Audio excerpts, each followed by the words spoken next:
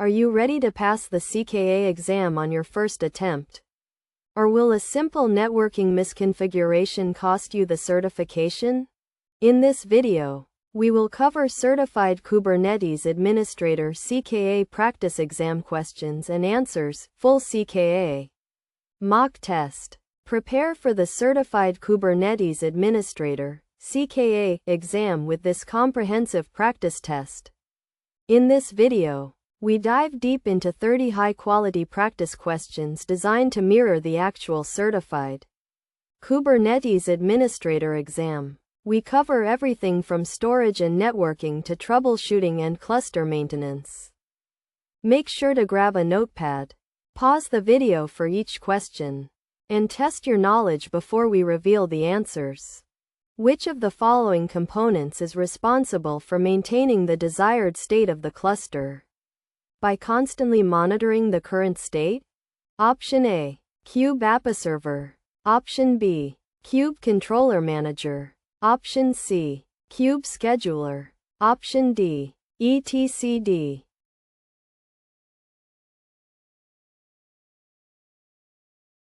The correct answer is B.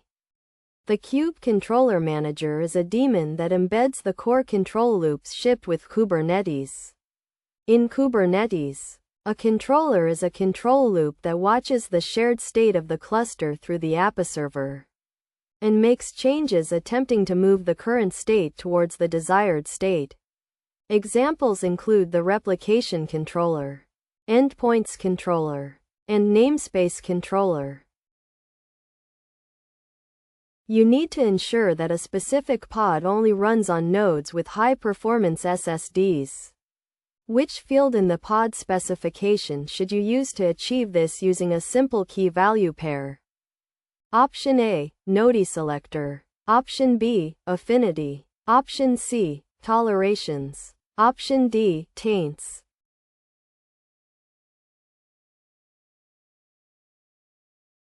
The correct answer is A.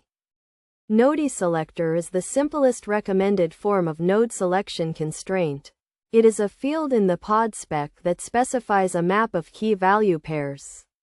For the pod to be eligible to run on a node, the node must have each of the indicated key-value pairs as labels. While affinity is more powerful, the question specifically asks for a simple key-value pair approach. A core DNS pod is stuck in pending state. Upon investigation, you find that no other pods are running on the cluster. What is the most likely cause? Option A, the Kube proxy service is down. Option B, the CNI plugin has not been installed yet. Option C, the etcd database is corrupted. Option D, the API server is not responding.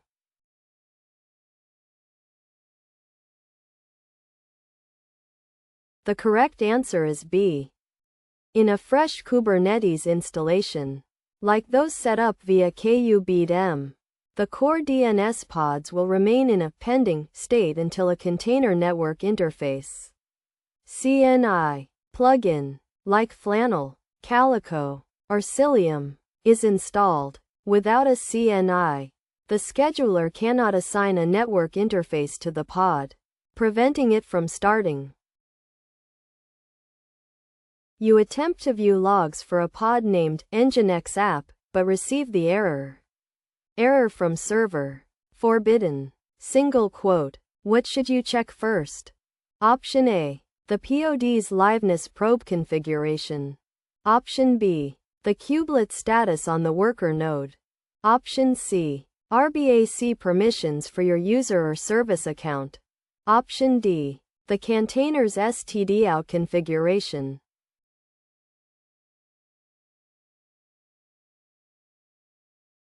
The correct answer is C. A forbidden error. HTTP 403 from the API server almost always indicates an RBAC role-based access control issue. It means the identity you are using does not have the necessary get, list, or watch permissions on the pod's log resource in that specific namespace. What happens to the data in a persistent volume? PV. With a reclaim policy of retain when the associated persistent volume claim PVC is deleted? Option A. The data is immediately deleted from the storage provider. Option B. The PV is deleted, but the disk remains in the cloud provider. Option C. The PV remains in released state, and the data is preserved. Option D. The PV is automatically reformatted and made available for a new PVC.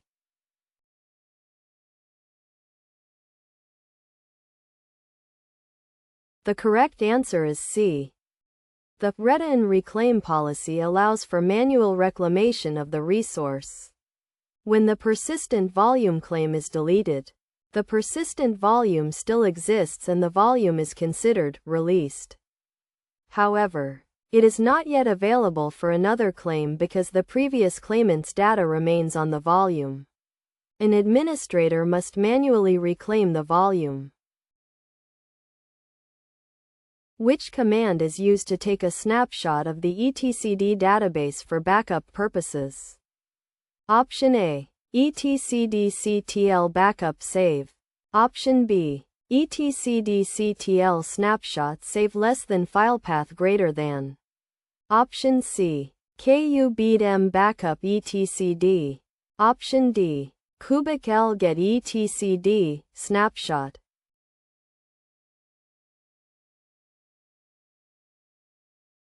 The correct answer is B. etcdctl is the command line interface for interacting with the etcd server.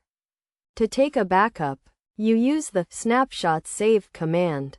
Note that you usually need to provide the endpoints, certs, and keys to authenticate with the etcd cluster, e.g., endpoints, kcert, cert, key.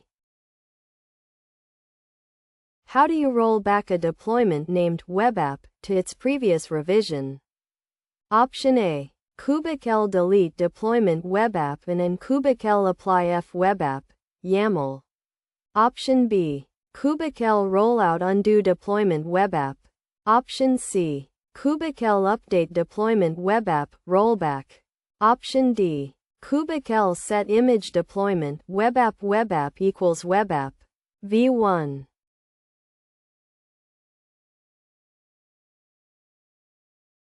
The correct answer is B. The kubecl rollout undo command is specifically designed to roll back a deployment to its previous state. You can also specify a specific revision using the to revision flag if you have multiple history points. Which service type exposes the service on a static port on each node's IP? Option A. Cluster IP. Option B. Load balancer. Option C. Node port. Option D. External name.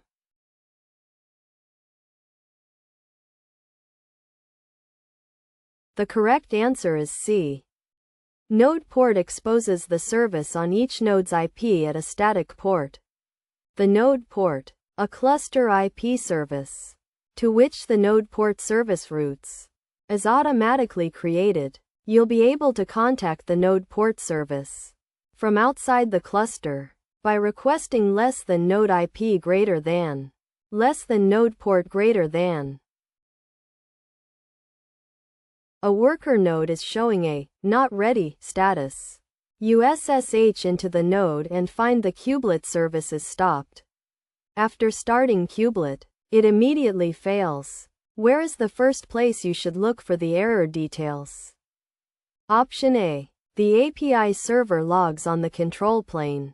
Option B. The journaled logs using journal CTLU kubelet. Option C. The var log containers directory. Option D. The kubecl describe node command output.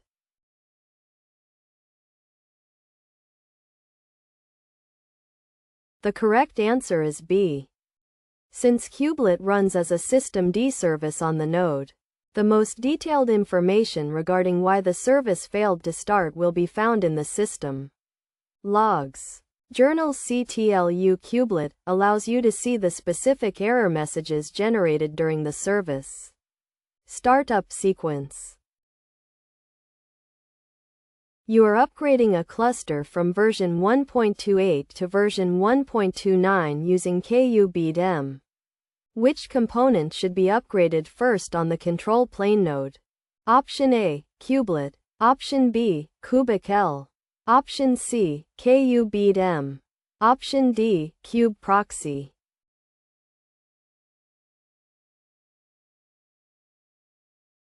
The correct answer is C. The standard upgrade workflow with KUBDM is 1. Upgrade KUBDM itself. 2. Drain the node. 3. Run KUBDM upgrade plan, apply. 4. Upgrade kubelet and kubectl. This ensures the management tool is capable of handling the newer version's configuration before the actual cluster components are updated. Which volume type is used to share data between containers within the same pod, but is deleted when the pod is removed? Option A, host path. Option B, persistent volume claim. Option C, empty dir. Option D, NFS.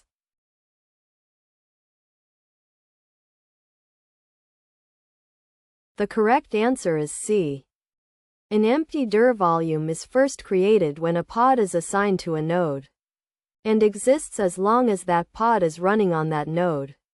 As the name says, it is initially empty. All containers in the pod can read and write the same files in the empty dir volume. When a pod is removed from a node for any reason, the data in the empty dir is deleted permanently. A pod is stuck in image pull back off. What is the most common reason for this when using a private registry? Option A. The node does not have enough disk space. Option B. The image name is misspelled. Option C. Missing image pull secrets in the pod specification. Option D. The container runtime is not Docker.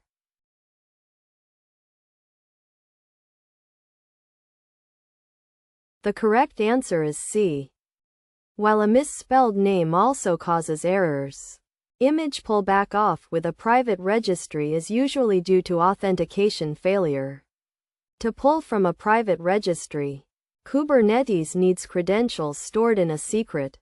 Type kubernetes.io/dockerconfig.json, which must then be referenced in the pod's image pull secrets field. What is the primary purpose of the kube proxy component in a Kubernetes cluster? Option A. To schedule pods on nodes. Option B. To manage network rules on nodes and allow communication to pods. Option C. To act as a load balancer for external traffic only. Option D. To provide a DNS interface for the cluster.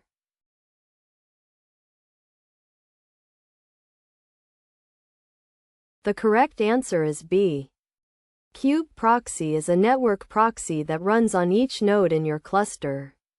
Implementing part of the Kubernetes service concept, it maintains network rules on nodes. These network rules allow network communication to your pods from network sessions inside or outside of your cluster. You want to prevent pods in the dev namespace from accessing pods in the finance namespace. Which resource should you use? Option A, role binding. Option B, network policy. Option C, resource quota. Option D, limit range.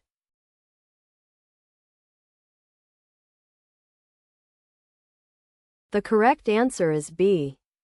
Network policy is an object that allows you to control the flow of traffic at the IP block or port level. L3 per liter 4.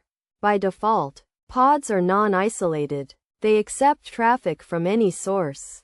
A network policy allows you to specify ingress and egress rules based on pod namespace selectors. You see a pod status as crash loop back off. What does this indicate? Option A. The scheduler cannot find a node for the pod. Option B. The container is starting, then crashing, and Kubernetes is retrying with an increasing delay. Option C. The image cannot be found in the registry. Option D. The node running the pod has run out of memory.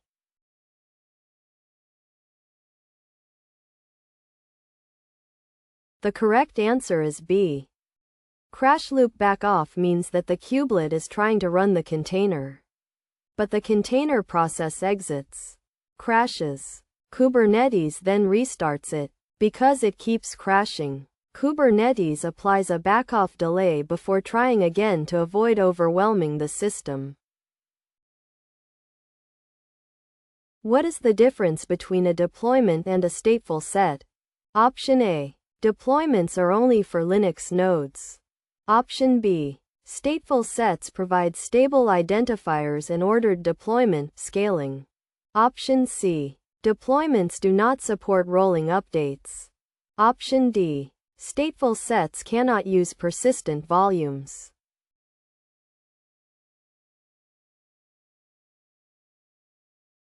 The correct answer is B. Stateful set is the workload API object used to manage stateful applications.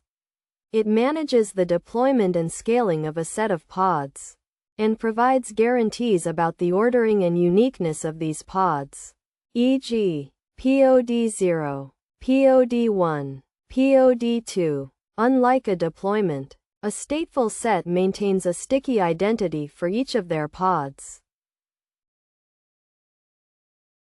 You need to create a volume that is accessible to multiple pods simultaneously for read-write operations. Which access mode should you use? Option A. Read-write once, RWO. Option B. Read-only many, ROX. Option C. Read-write many, RWX. Option D. Read-write once pod, RWOP.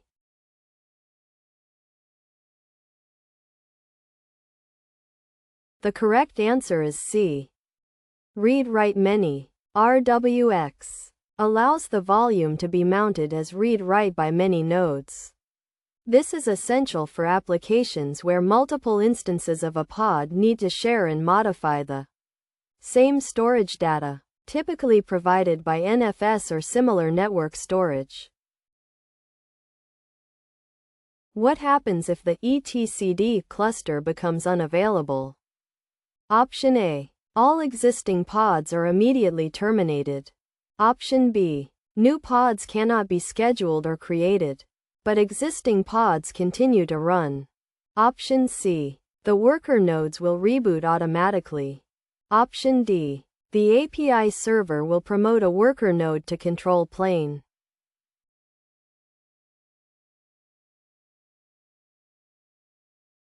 The correct answer is B. etcd is the source of truth for the cluster. If it goes down, the API server cannot read or write the cluster state. Consequently, you cannot make changes, create pods, delete services, but the kubelets on the nodes will keep existing pods running based on their last known valid configuration. Which command allows you to see the events associated with a specific pod to troubleshoot why it failed to start? Option A. kubectl logs less than pod name greater than. Option B. kubectl get pod less than pod name greater than OYAML. Option C. kubectl describe pod less than pod name greater than. Option D. kubectl history pod less than pod name greater than.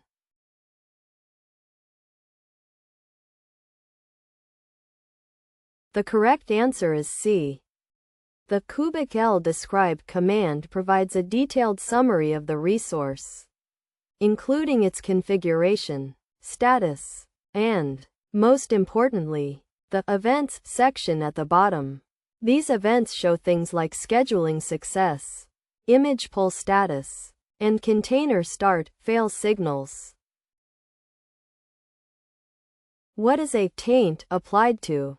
Option A pod. Option B, a node. Option C, a namespace. Option D, a service account.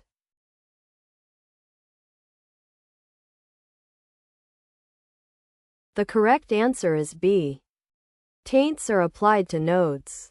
They allow a node to repel a set of pods. Tolerations are applied to pods and allow, but do not require, the pods to schedule onto nodes with matching taints.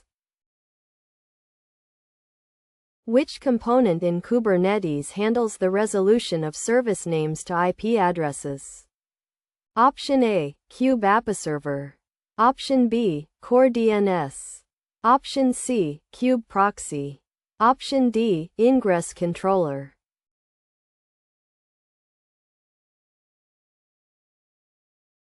The correct answer is B. Core DNS is a flexible, extensible DNS server that can serve as the Kubernetes cluster DNS.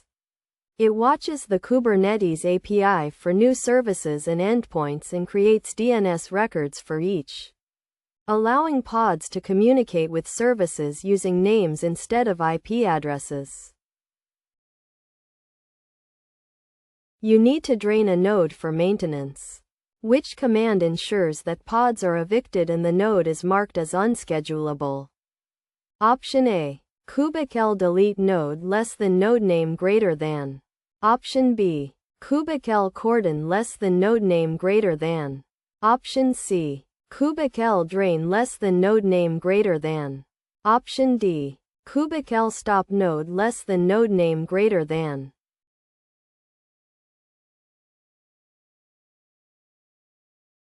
The correct answer is C. Kubectl drawn gracefully prepares a node for maintenance. It marks the node as unschedulable, cordon, and evicts all pods, except mirror pods, pods not managed by a controller, and daemon set pods, so they can be rescheduled on other nodes. A pod is running but you cannot reach the application on its designated port. You've verified the service and endpoints are correct. What should you check inside the pod? Option A, the pod's resource limits. Option B, the container's listening port and bind address. Option C, the node's CPU usage. Option D, the API server's health.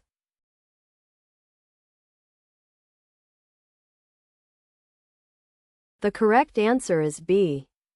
If the Kubernetes networking, service, endpoints, is correct, the issue usually lies within the application. You should verify that the application process is actually listening on the port you expect and that it's binding to 0.0.0.0. all interfaces, rather than just 127.0.0.1. localhost, which would prevent external access. Which field in a cron job specification determines how many failed finished jobs are kept in the history? Option A, successful jobs history limit. Option B, failed jobs history limit. Option C, concurrency policy. Option D, starting deadline seconds.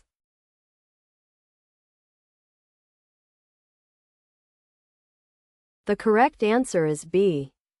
The failed jobs history limit field specifies how many failed jobs should be retained. This is useful for troubleshooting why a scheduled task failed. By default, it is usually set to 1, whereas successful history is often set to 3. What is the purpose of a storage class in Kubernetes? Option A, to limit the amount of storage a namespace can use.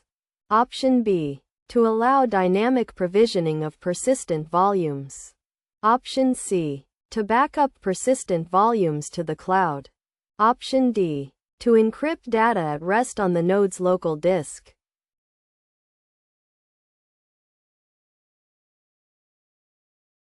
The correct answer is B. A storage class provides a way for administrators to describe the classes of storage they offer.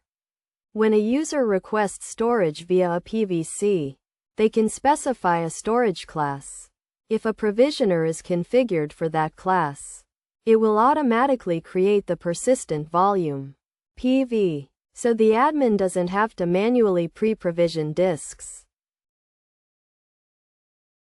Where are the manifest files for static pods usually located on a node configured by KUBDM? Option A, etc. Kubernetes manifests. Option B, var, lib, kubelet pods. Option C, opt Kubernetes bin. Option D, etc. systemd system.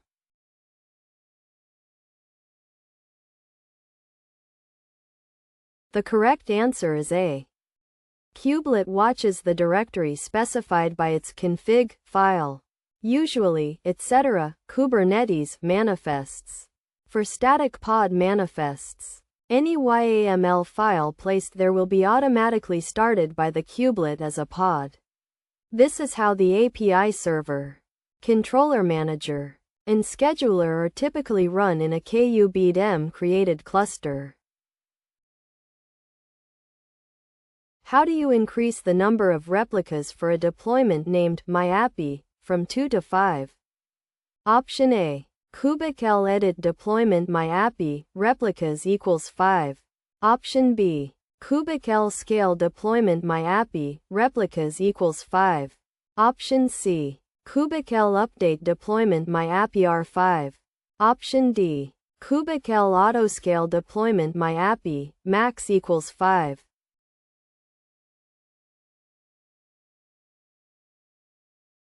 The correct answer is B. The kubectl scale command is the most direct way to change the desired number of replicas for a deployment, replica set, or stateful set. You can also achieve this by editing the YAML or using kubectl patch. But scale is the intended command. Which of the following describes an ingress resource? Option A, a layer 4 load balancer for TCP traffic. Option B, an API object that manages external access to services, typically HTTP, HTTPS. Option C, a network plugin for pod-to-pod communication. Option D, a way to assign static IPs to worker nodes.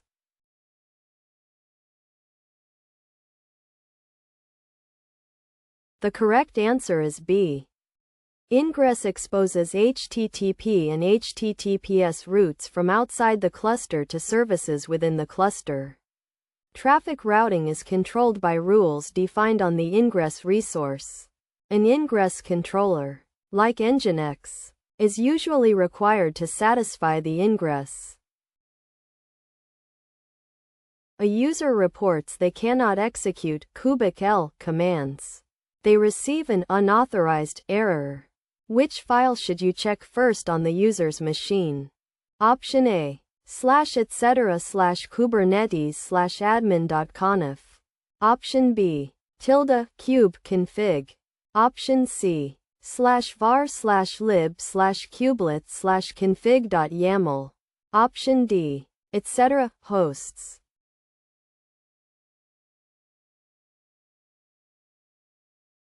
The correct answer is B. The kubectl tool uses a configuration file, kubeconfig, to find the information it needs to choose a cluster and communicate with the API server of a cluster. By default, it looks for a file named config in the $home kube directory. What is the role of the kube scheduler? Option A, to ensure containers are running in a pod. Option B, to assign newly created pods to nodes with sufficient resources. Option C, to manage the lifecycle of the etcd cluster. Option D, to provide a web UI for the cluster.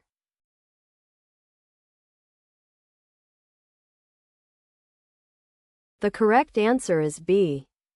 The Kube Scheduler is a control plane component which watches for newly created pods that have no node assigned, and selects a node for them to run on. Factors taken into account for scheduling decisions include individual and collective resource requirements, hardware, software, policy constraints, and affinity, anti-affinity specifications. That wraps up our 30 practice questions for the CKA exam. How many did you get right? If you struggled with certain domains, make sure to revisit those specific sections in the official documentation. Don't forget to like this video, subscribe for more Kubernetes content, and check out the full practice exam in the link below to get certified. For the full-length practice exams and hands-on labs, check the link in the description below.